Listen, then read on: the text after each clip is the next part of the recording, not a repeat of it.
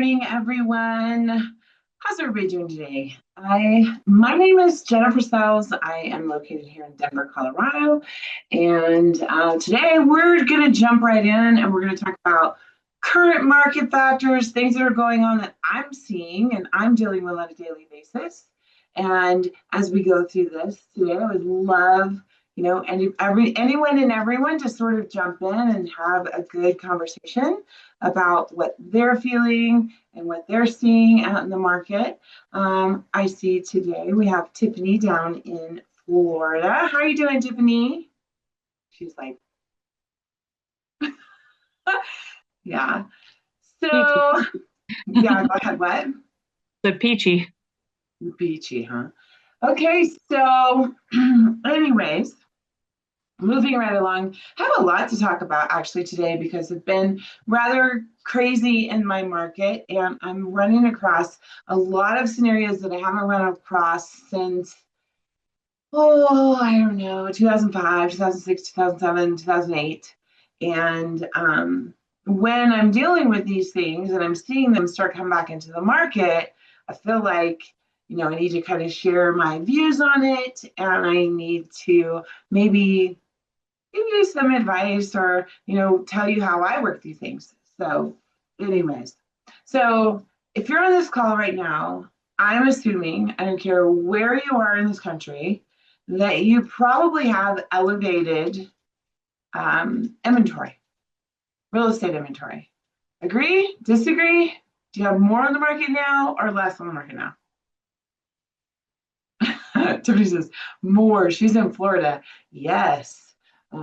Little fact that I just pulled up on the foreclosure rates, or maybe not foreclosure, but the default rates. That Florida has one of the highest default rates right now at 10.38%.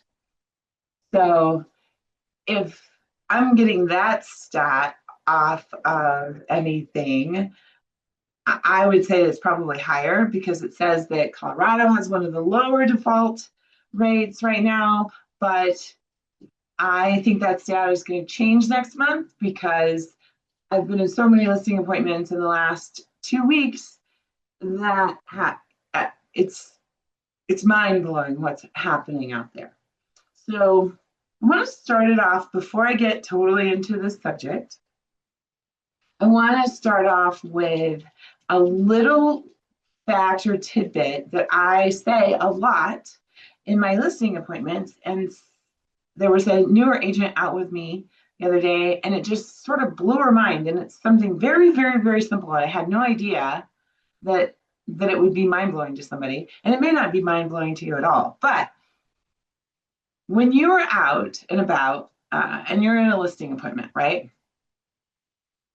And you see the house and you're like, we need to call a stager, or we need to call a stager that works inside of your house, or we need to actually physically stage your home, because what happens when you're staging a home, it usually sells faster, and it usually sells for more because a lot of people just can't imagine what a house is going to look like, right?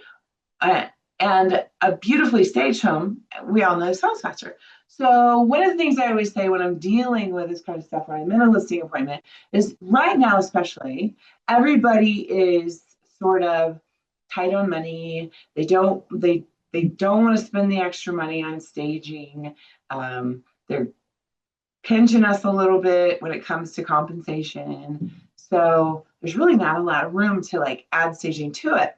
So I was in this vacant house the other day, and I said to the person, had a newer agent with me, and I said, so let me ask you something.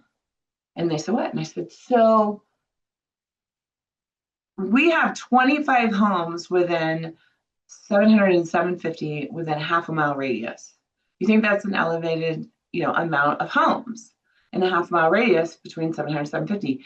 And the client kind of looked at me like, it's starting to make sense. And he goes, yeah, it's a little much. And I said, so let's say we come on the market at 725 and I'm telling you to come on the market at 709, right? How long do you think it's going to be on the market? And of course I have those stats. we have a 4-month supply. We have, blah, blah, blah. I do the math. And he's like, okay, I see. And I said, but added to it, you have a vacant home. So it's not as charming. I mean, it's a beautiful house. You've taken meticulous care of it, but it's not as charming as maybe some of the other homes out there that have spent the money on staging. And so he's like, yeah, you're right. And I said, so let me ask you this. If you were to take my advice and list at 709, 710 today, or even 700 to beat out everybody else, right? If you go ahead and spend the money on staging, how much do you think that's going to cost? And, he's like, I don't know, $1,000. I go, no, it's probably going to cost you anywhere between $2,500 and $3,500 to stage this house. And he's like, okay. I go, what do you think the average price drop is? So if we're on the market for 30 days, how much are we going to bring your house down by? And it was like the little bells started going off in the back of his head, and he didn't want to say it, right? And I said, well, the average price drop is anywhere between 10 and 25,000, depending on where we start. So if we're at 700,000, we might suggest going to, $25,000 increments. That usually gets things done. We can come down 10, but if staging was only $3,500 and somebody walked in today and like, this is so beautiful, it's a fact that they sell faster. Why wouldn't you go ahead and just get the staging done? And he was like, oh, makes total sense. Okay, so that's my tidbit this morning for you. As you're going into listing, you can get the staging and have the most beautiful listings if you just use that line, okay? And say it faster than me because I'm long-winded. All right, so now we're going to get into what I've been dealing with, right? And I'm assuming that if I'm dealing with it, that everybody is dealing with it in every single market in some way or another. So I have had a lender referral, a guy that wanted to sell, came to me last October. And he was a little bit in distress, and he had some liens on his property, and we pulled in an O&E. Does everybody know what an O&E is? Yes, no. Okay. So an O&E is an owners and encumbrances report. So every state's different. Like some of you use title, some of you use attorneys. But if you're using title or even attorneys, you need to call whoever that person is that's going to transfer the title, and you need to order an owners and encumbrances report before you go to the listing, if you can, right? Definitely before you hit the market, you need to have an owners and encumbrances in hand. Anyways, so I'll come back to that in a minute and tell you the reasons why, but I want to go back to the story. So the guy comes to me and he has an owners and encumbrances report. I pull it up, and he's got a first, and then he has a second that says HUD, blah, blah, blah, blah, blah. But it's not like through a bank, it's a HUD. And I'm like, so I call him up and I say, so, back in COVID, did you take a loan deferment? And he said, yes. So when you see HUD on your owner's encumbrances, it's listed as HUD, and that's generally when they couldn't loan mod, but they deferred their payments for 6 months to 12 months, right? And those come with interest, and they're supposed to be like refinanced or whatever back into the loan, or modified at some point, but regardless, they stay on there until they're paid back. So if you ever see the HUD on the second, then you basically know that it's a loan deferment from COVID, right? So anyways, and then he had an HOA lien, and then he had a mechanics lien. And so it was starting to pile up. And I was like, listen, we need to just get you out from underneath this. And on top of it, he has just a ton of deferred maintenance on his property. So like, we need to get you out of this. We need to get you out of this. But what, if you've ever dealt with people like that, and if you haven't, great, I hope you never have to, but whatever. Usually or often these people are the kind of people that are going to take a little while to get them across the finish line.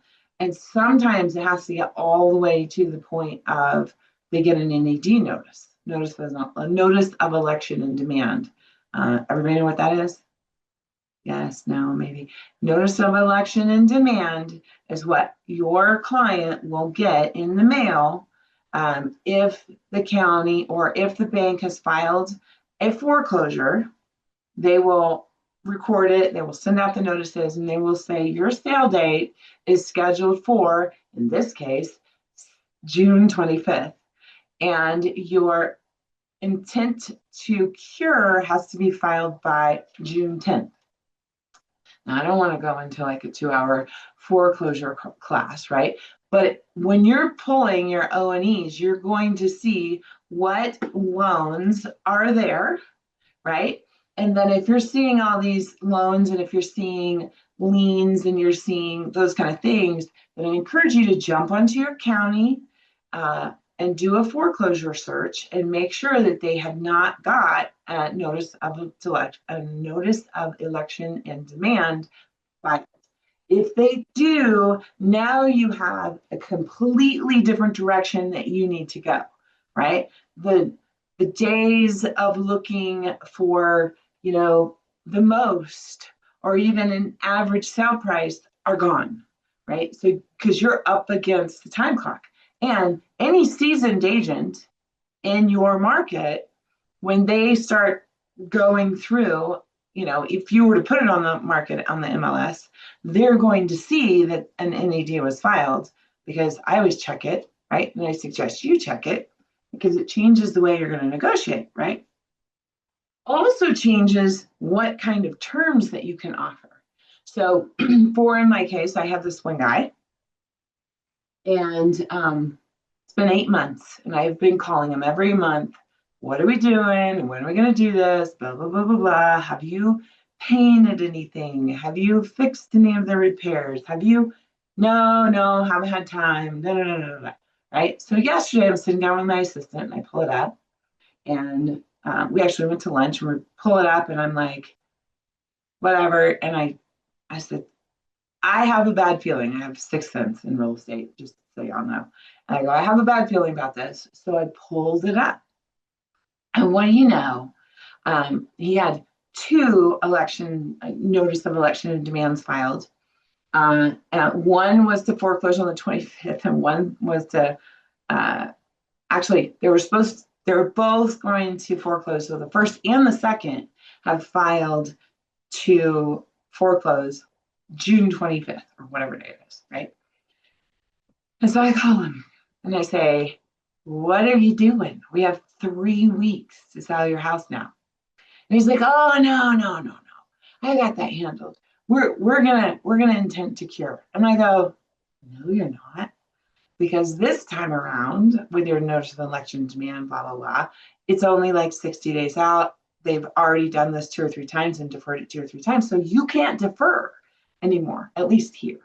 And he's like, oh, no, I totally got it. I'm like, no, we are going on the market this weekend. And I will come to your house and we'll go through all of this. But anyways, so that being said, I need you to, as the inventory is going up, as they're coming at you, asking you to reduce your compensation, stuff like that, there are trigger things that you should be paying attention to. And you should be pulling your owners and encumbrances report from your title company, or if you're an attorney state, have your attorneys pull it. So you can see the liens that are there. Why is this important? Even if the guy isn't in default, right? If you're going on a listing appointment, right? Why is it important? Somebody jump in and tell me, why is it important that you have an owners and encumbrances report before you list it? Allison's going to tell us. You need to know what their equity is. Yes. Mm-hmm. I have actually seen agents get all the way to closing, and the title company sends them a thing, or it gets to like the title part, and the title company sends back and says, hey, Mr. Seller's agent or Mrs. Seller's agent, how are you going to get paid? How's a buyer's agent going to get paid? Well, what do you mean? Uh, there's not enough to cover all the loans, right? Okay, so now that you know that, let's say that they have liens on the house for credit cards, they have liens on the house for HOA, they have some yucky credit, right? And they're barely making their payments, but they're still making them, so they're not in default. What's your next step as an agent? Anybody? I know that it's like a elusive, where's she going with this? Get a third Okay. party authorization. Yeah, if you're gonna do a short, yes. But my next step is, okay, Mr. and Mrs. Seller. In my tool bag, I have some preferred people that I work with that are like part of my team, but they're not. They're not really associated with me, but they're like, they help me get things done. And this one person is somebody that you need to sit down with, and it is a credit cleaner upper, right? So they come in, they help negotiate your medical debts, they help negotiate your credit card debts, they're going to help negotiate all these other things. The only thing they can't negotiate is the real estate and the seconds, like the HUD loans, right? So if we can get some of this removed, then we can have a little bit of, breathing room. And then if we sell your house, then you'll be able to buy possibly, because these credit expert people that are your partners, so find one that's really good, right? Don't get the monthly service ones, please. They don't really work well. Get someone in your market that you know, like, and trust. They're actually going to work to help your clients, get satisfied. Anyways, I digress, right? But you need that person. So then now you're having an extra service, and they feel like, oh my gosh, this real estate agent actually gives a cred about me, and they're going to help me, fix these things so that whenever I do sell, maybe I have reduced, like, I'm going to get more equity because the credit cards were cut in half, or, whatever. So there's that. Okay, so back to my point. In March of 2025, there was not too many, 25,000 US properties that had started the foreclosure process. It's a 10% increase from February of this year, and it's an 8% rise from 2024. I'm willing to bet $100 that the June report for May is much, much, much higher. I'm just guessing, right? Florida, you're leading the way, man. Winning? No, I'm just kidding. Another thing that has come up is, and I don't fully understand this yet, so do your research. Actually, Florida's not leading the way. Delaware is leading the way. Ooh. Anyways, yeah, so they are. Okay, so here's the next thing. Delaware is actually leading over Florida, but it's okay. Veterans impact. So I just heard about this yesterday, so I need to do a little bit more research on it, but it's something that I should put into your ear, and you should look into it.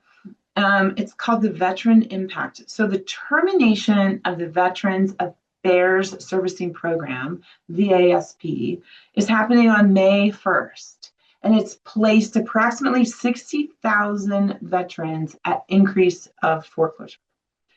So I can go into that a little bit, but what it was saying is the program provided critical relief for thousands of veterans and their family during this time of uncertain economics, right? And they ended this program, so they're not accepting any new submissions. And what it did is it allowed them to have interest rates of 2.5 through August 31st of 2025. So now we have a lot of veterans that in August are going to be hit with the higher interest rates again, and their payments are going to go up. So this is just something you kind of need to look into and pay attention to in your market and have a little bit of, knowledge about. So it's called the VASP. It's terminating May 1st of 2025. It does affect your veterans. So if you're in a market that has a lot of veterans, you need to start the education and trying to get with your veteran lenders and see if you can find solutions for them so that they don't lose their house, right? Does that make you a better broker? Yes. A better real estate agent because you're providing a service that actually helps people. That's kind of passionate to me. Um, so there's that. Why am I talking about this? Because at the beginning of this episode, I like to tell you that what I've been doing out in the market and what I've been running into is I'm starting to see more and more and more people a little bit financially stressed. I'm also seeing fire sales, especially above $1 million.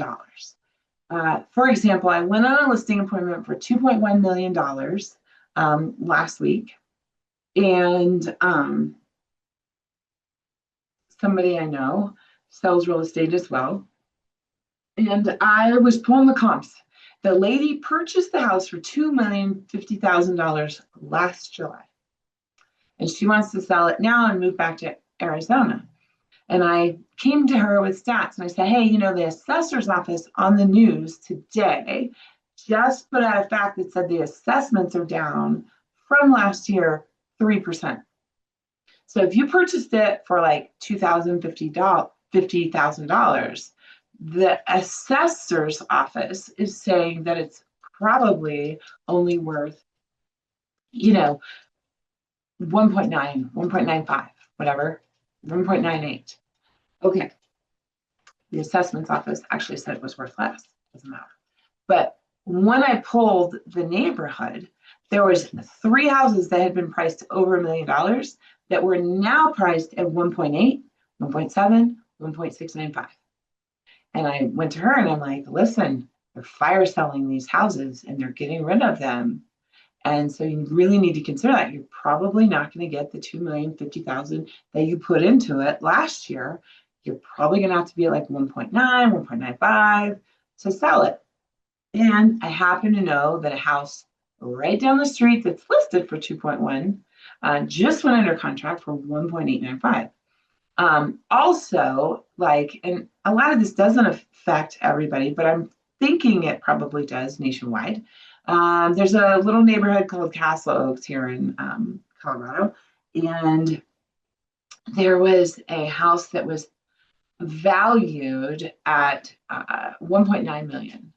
The seller just decided that their loan balance was like $1 million, and they put it on the market for 1.2, and they lowered the value of the entire neighborhood by like $600,000. So fire sales are happening as the inventory is increasing exponentially. I don't know what your area is like, but our inventory is just like boom, boom, boom. I think I don't know, my assistant is in the other room, but I think I have 24 signed and 30 coming, or like another 6 or 7 coming. That's scary, guys. I've never had that, right? And it's not because I'm really doing anything extra except for just staying in touch with my people. But in my opinion, that's a market indicator. Like we are piling on the listings and they're sitting. So with all of my listings as we're coming on the market, I'm like, look, what do I say? If you've been on any of my phone calls right now, if you take the hit with your sell, right, what are you going to do on the buy? You're going to make it up. So don't try to chase the market. Anyways, okay, so we covered the distressed. A lot of people are in distressed. Get the O&E, make sure that you have enough to cover you getting paid. Okay, here's another really thing. If you run across somebody that's on the NAD list, and let's say that they're getting foreclosed for 193,000, right? Or 250,000, whatever the number is. If they have that written, that's the mortgage amount, right? That's not the attorney fees. That's not the late penalties. That's not the accrued interest. So you need to find out what the payoff would be. And sometimes you got to get the title company to pre-order that at like a 90-day payoff, because then you're going to get back all the attorney fees, all the interest rate, and it could literally be $25,000 to $50,000 higher after, depending on how long that foreclosure has been going on and deferred. Okay, so keep that in mind. There's that loan, but we went over the how to identify a deferment. So when you're seeing it on the O&E, it's usually listed as a HUD. That was when they deferred their mortgage 6 to 12 months, and now it's just sitting there accruing interest. Keep that. So what are you guys seeing out in the market? What kind of questions do you have for me? Because I'm the ADD speaker, and I want to make sure that I'm following up and answering anything that you guys are running into or the problems that you're running into. Anybody got any? Anybody seeing any weird stuff in their market?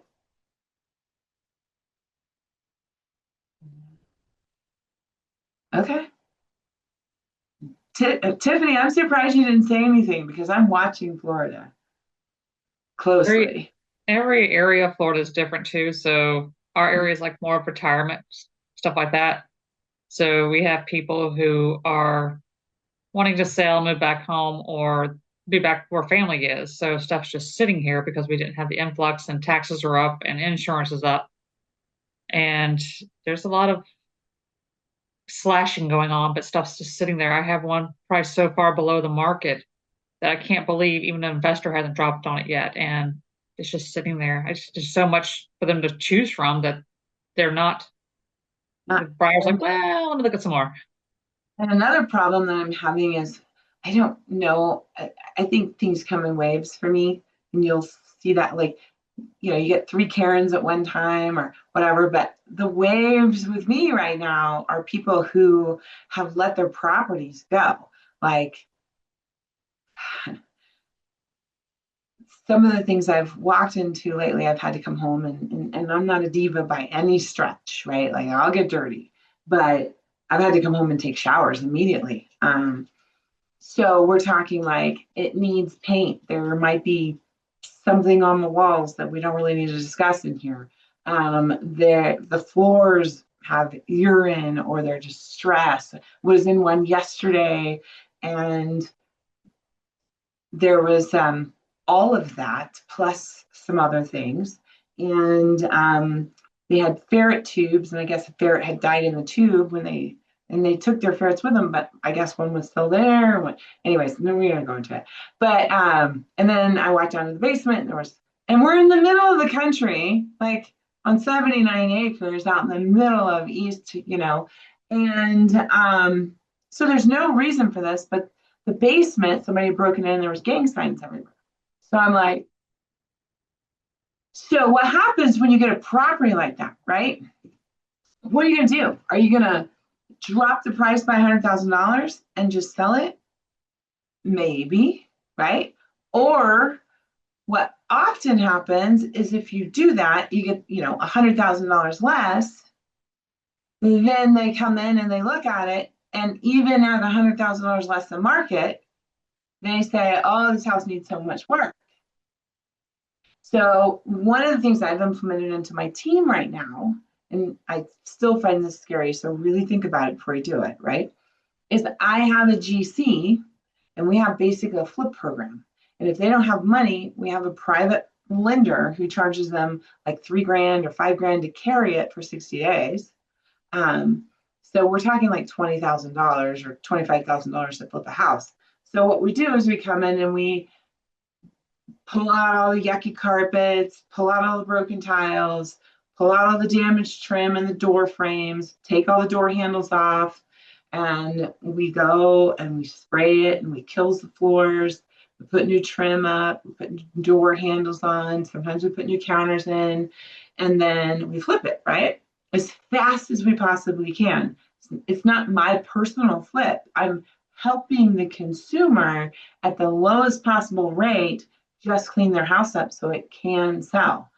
Does it backfire? Absolutely, it can backfire because Shelby's going to say something here. Because as the market is fluctuating, like you only have like, I'm trying to get them done in 2 weeks, but if the market drops, there's risk. Your client really needs to know. Shelby, did you want to say something? No, he's in the chat. Okay, somebody is. Yeah, investors are losing their tailpins. Yeah. So anywho, so you got to be careful if you're going to do that, right? Because you don't necessarily want your client to end up owing another 20,000 on something, right?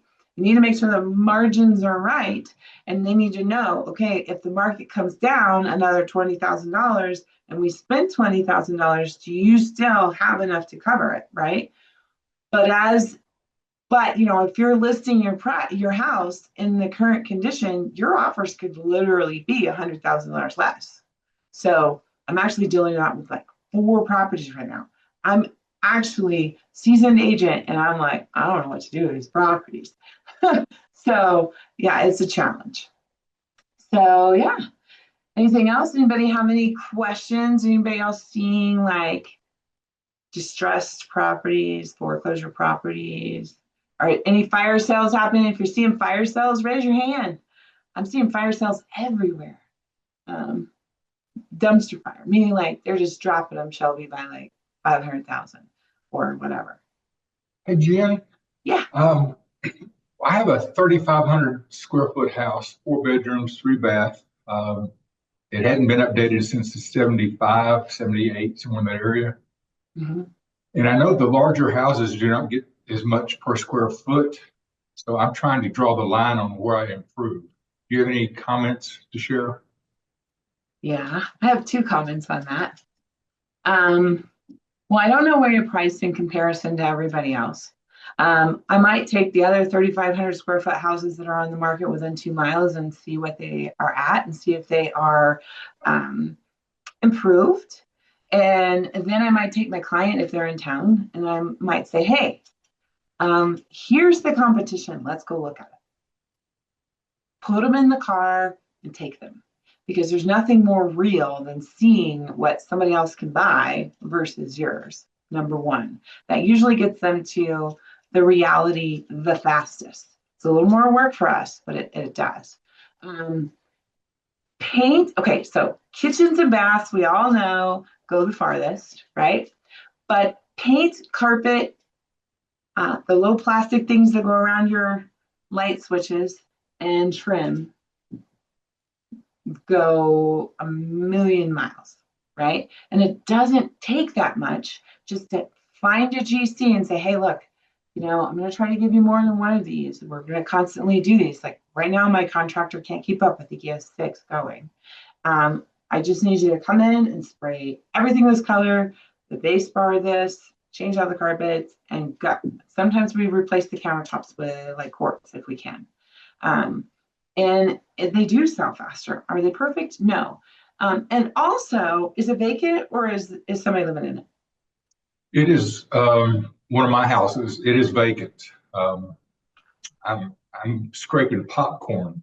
So yeah, it's going to be So at the very beginning of my conversation, I started off with a tip, and it is, how much does it cost to stage a home in your market, and how much is the average price drop? So staged homes usually sell for more, right? So if you can get a really good stager in there and make beautiful, make people, imagine what it's going to look like, do that. Because that's cheaper than doing a $25,000 or a $10,000 price drop. That's number one. The other thing is, I see that you're in KMO, and there was a lady named, I think it was Leslie Bennett, maybe 3-4 years ago. She actually did a video leaning into the vintageness of the house. And I don't know how vintage the house is, right? Like how 80s it is, right? But you could do a really fun video with, the old rotary phones or the old like electric phones.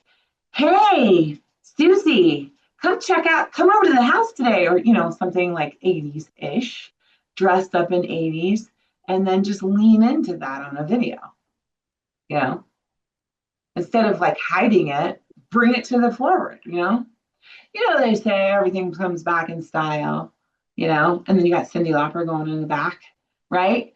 What, do something fun, I definitely would try to get ahead of the market. Do not chase your market, right? Chasing your market right now is the kiss of death. Even if it's your own personal property, do not chase it. Because if you sell now, right, and you want to reinvest, whether it's another house or a Delaware Standard Rights Trust or like whatever it is, you're going to make it up most likely. Well, maybe not on this trust, but definitely on another house, because you can negotiate a whole lot on the other end, right? So, did I talk too much? Did I answer your question? Yeah, I know, and I agree with what you said. I was looking for a magic pill. But the other thing is we've missed what I thought was a sweet time to sell it, first of the spring. Is there a better time, a second best time, is every time the best time? Where are you? I am in Lubbock, Texas. Do you do you Yeah, have really. do you have a relocation? Like, I don't know. So here we have a lot of aerospace, and we have Chase and Kiewit, or I don't know how I always call it Kiewit. And then we have a few of the other things, and they do their major relocations October. And all companies do their major relocation October and November. So if you have anybody that relocates to Lubbock for any reason, maybe hit up those companies, find their human resources, and send the properties to them. What is the draw of Lubbock? Is it oil? What is it? It's a stable economy. Texas Tech. I'm getting a lot of interest from California. Yeah. So I'm marketing in that area. But other than that, I don't know what the big draw is. I just say switch your pictures around, do some new video, stage it. And if you can, update certain things of it, then do, right? Kitchens and baths are important. Making sure that you walk in and it looks fresh, like fresh paint, fresh floorboards, fresh rocker switches, fresh carpet. That goes a long, long way. And then, yeah, then just make sure you're not priced higher than everybody else in the market. Make sure that you're accounting for the updates that need to be done. Thank you much. I don't think I helped too much there, but maybe. I don't know. All right. So we covered a lot with my ADD brain. We covered checking your O&Es, ordering an O&E on every single listing right now so you know that there's enough equity. We covered the trends with the increasing inventories are just starting to happen everywhere. So don't chase the market and try to price them aggressively below everyone else. We covered that staging is usually cheaper than a price drop. People love to imagine themselves there. We talked about what it looks like when you have a HUD line on an O&E. It's usually a second. It means they deferred their mortgage. And I've also said that when you have an O&E, if there's an NED on that property, notice of election and demand, then make sure you're putting a buffer, I would say 10%, maybe 12 on all of those loan amounts, because you don't want to get the payoff and then find out that,